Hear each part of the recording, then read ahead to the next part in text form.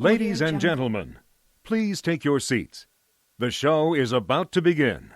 If the shit hits a fan, one commodity is going to be ammunition, dude. You're going to be able to do a lot if you have ammunition in your pocket. This is a bunch of bullshit. Hello, and welcome to the Titty and Tanner Show. My name's Big Titty. How are y'all doing? It's the first episode of 2020, episode 56, and there's way too much news to not talk about. But first, before we get to that, I need to introduce you to our man in the back, the guy who runs the podcast, the man behind the glass, the expert, and he can also fix your freaking airplane, Mr. Donnie Smith. Say hi, Donnie. He's a mute. And the gentleman sitting to the right of me is... I'm the dude trying to figure out why the words fiddle faddle on the back of my boxers. My name is Shiner. Dude, fiddle faddle's awesome. I love it. Isn't it, though? I can't That's eat it. another commodity I'm going to have. If the fiddle faddle and ammo. Yeah, fiddle faddle would be nice to have right now. But no. It turned to the first of the year, so I'm on that obligatory freaking let's all try to get non-fat diet. Okay. Bro, can we make a deal right now, though? Let's not call it a resolution, all right? Because I think nobody keeps their quote-unquote. No. Let's just make goals for this, all right? Mm-hmm. Like, I don't want to talk about resolutions or the new me. I'm so tired of seeing posts on Instagram about new year, new me. No, you're the same motherfucker you've always been. You just got some goals you're trying to check. Exactly. You know? So, and in fact, you saw the vlog. I put a vlog up the other day. I kind of touch on that. Like, hey, it ain't about resolutions. It's about goals. Let's chase some big goals this year. Well, my goal is to lose 10 pounds in January. Oh, you got it down by the month, huh? Yeah, just I know it's going to drop a little quicker at the beginning. You know, by June it might be 5 pounds a month. Who knows? But right out of the gate, you're going for 10. Yeah, I'm going for 10. See how we can do. On that, man. I kind of admire it, buddy. Thanks, man. I mean, I like to, and I'm going to support that. I mean, I'd like to tell you that I'm going to do it with you, but yeah, I like to eat fried food. I take a lot of prednisone.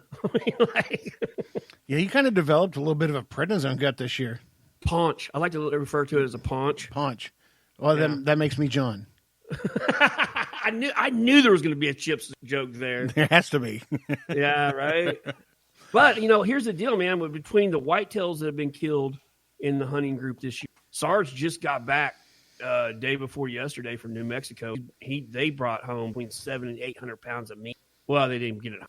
That's so right. We're gonna start he went on that guided hunt. Yeah. Oh, we've talked about that on the podcast. Yeah, they went on a guided hunt, and they knocked 5 down.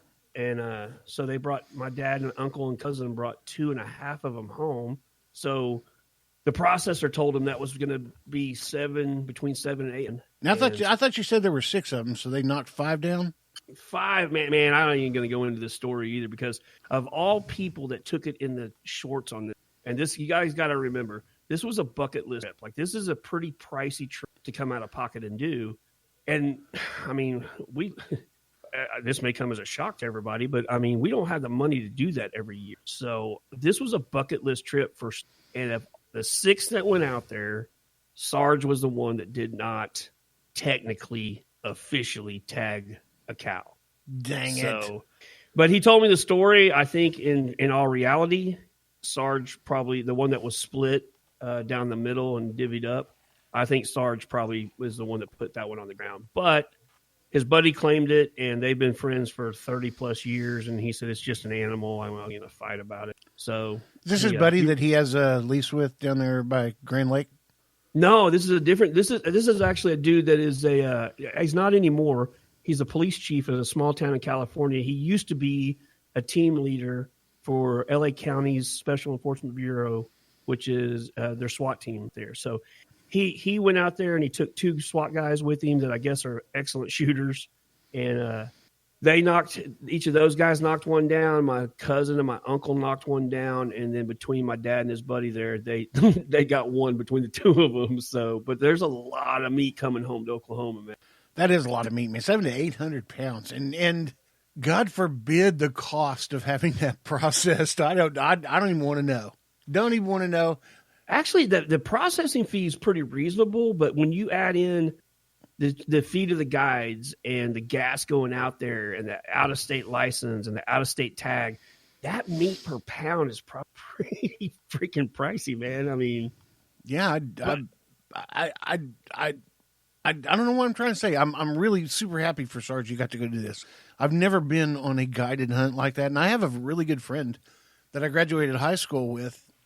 Actually, he didn't even graduate high school. He left in his junior year because his the fourth grade. Yeah, his girlfriend was pregnant, and he did the right thing and went to work and all that mess. And he just happened to go to work for American Airlines and retired from American Airlines and making hella money on his retirement. And he does guided hunt services up in Alaska.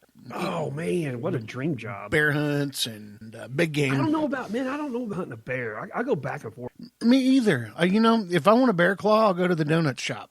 Right. Well, Johnny Simo, he says it best because every year, man, I debate getting a bear tag and going after a bear. And I mentioned that to Johnny Simo one time, and he is the best quote ever. He told me, he said, "Man, I got a rule. I don't hunt anything that can eat."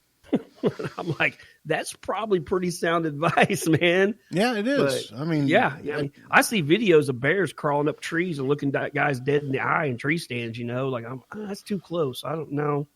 And I only hunt with archery equipment, so I'm afraid if I shoot one and just piss it off, I ain't your huckleberry on that deal. I'll guarantee you that. No, speaking of, I ain't your hook. Or I'm your hooker. I was at the gun show this weekend in Tulsa, and Second Amendment. Boy, did I exercise that right. Yeah, there you go. I spent a lot of money at the gun show this weekend, but I came across magazines for AR-15s that are laser etched, and one of them has Val Kilmer's face from Tombstone and says, "I'm your huckleberry." I'm your huckleberry. Yeah, it was pretty cool. Lots of cool guns out, man. AR-15 platform is such a versatile platform. I mean, it's down to pistols now. You can get an AR-15 pistol. Yep. And but some knucklehead. We're an open carry state, so some knucklehead's carrying that on his hip, going to Lay's potato chips. I guarantee you. Those people are idiots. I actually like people like that because I know immediately. Well, tell me what you're bringing to the gunfight. Second, I know to stay well away from those people because they're going to be the first target. If anything goes down, if there's an active shooter and they have a gun on their hip, first off, if you got a gun on your hip and you're wanting to show you're badass and blah, blah, blah, blah, blah, chances are you're probably not going to be able to make that shot anyways. No. But the shooter is going to know who to shoot first. Yeah, he's going to take a thread out quick. You just, thank you very much. Hey, speaking of that, you said you said the phrase active shooter, and we touched on it last week. And I said at the time, I hadn't seen the video. Hey, Donnie, by the way, your outline that you were so adamant we stick to tonight, we have trashed that. I don't know if you know this or not, but Titty and I created our own outline on our phones, and we're going to go off the rails tonight. Pretty much. But I saw actually Johnny Simo. He sent the video of the shooting in the church in Texas. Dude, I watched that half a dozen times. That guy that shot him, that was epic, calm under pressure, dude. He was a boss. I mean, you talk about gangster. You that can't, dude, right in the head, right in the melon, dude. You can't make that shot unless you have trained well to make that shot because A, you got to control your breath. 2, you got to control any shakes that you get because there's a big adrenaline release that happens in your body. 3rd, you got to control your thoughts. You have to be focused on exactly what you're doing and absolutely nothing else. If you're focused on anything else, you're not going to make that shot. This guy knew what he was doing. The first thought I had about it when I saw it was, this guy. Okay, there's a saying among people that shoot, train to fight. You train to fight, and that's not shooting static silhouette targets on. No. That guy has obviously spent some time on a range and worked with dynamic targets. And man, his training, muscle memory is an incredible thing. And when you have trained your body and your muscles to react that way, and your body relies on its training, and you pull a feat like that off, man, kudos to that gentleman. He saved no telling how many people's lives that day. You know, what we used to do is we'd get a quarter mile from the range and then just take off in a dead sprint and get to the lane. And that's tough, dude. And then pull your weapon and try to shoot accurately. That's real tough. You know, you're out of breath. You've released some adrenaline because your body needed it. And you may or may not be shaking, but I can guarantee you're not going to be as still as you are before you took that run. And trying to Go ahead, bud. sorry. Trying to get 3 shots off in 5 seconds. Accurate shots. Accurate shots. That's difficult to do after a quarter mile. So imagine this 71-year-old guy doing this just as calm as you could be. There's very few people that could do that.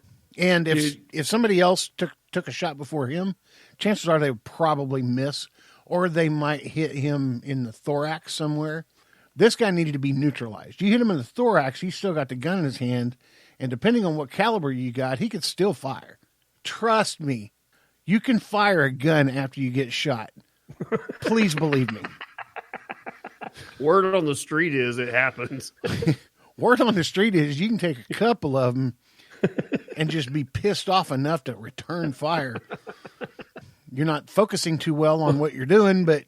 You're talking about the breathing thing, and growing up, how my brother and I did. We when we were pretty young, we'd go out. I mean, one of the things we looked forward to every year was SWAT school. When Tulsa PD's Special Operations Team put on SWAT school, teams from all over the place, a lot of smaller departments would come and this school. Well, they would set up this course on the range to shoot, and it was all about introducing stress in these guys and getting them to shoot under pressure. And I don't even know how, but my brother and I we were young. We were in grade school, and we got stuck on the line running one of the stations in this course. And what was the gas mask that was so popular with the military? M14? What gas mask was that they had during the Gulf? Yeah, man, that was that was mop gear. Yeah, it was that one that I'm talking about. But we took, so the station we're running, they had to come down, put the mask on, clear it, pull their sidearm, and fire 3 shots downrange from the 7-yard line. Well, we took duct tape and taped up the filters on the gas mask. And so they'd come down and once they got it on, they couldn't breathe. They couldn't get a breath of air. They've already been running around and huffing and puffing, and now we're making it where they can't breathe.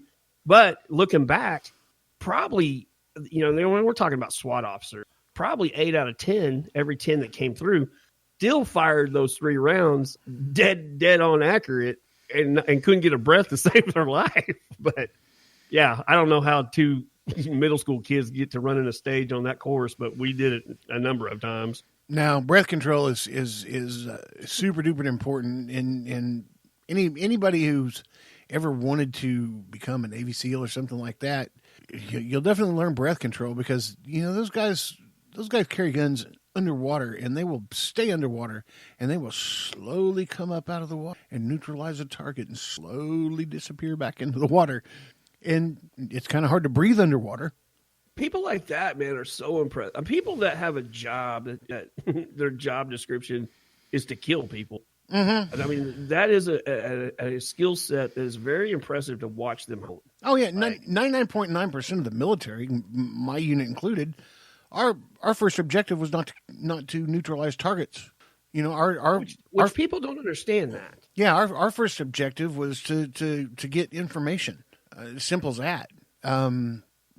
SEALs, they go in to ascertain a target, and whoever's in their way gets neutralized, which happens a lot. So, Well, during the first Gulf conflict, their main objective and most of their missions was to paint targets. Yeah, that's what my unit did. Second Angle. You guys are painting targets? Painting targets with a laser. Mm-hmm. Painting them targets, and then Saddam got smart enough to set the oil wells on fire, and lasers don't work too well through oil smoke. So that pretty much stopped all that action. However, the United States was already working on GPS guided bombs. So, they just gotcha. Yeah, they just brought GPS heads to replace the laser seeking head. Voila, we were still able to drop the ordinance. Since we're talking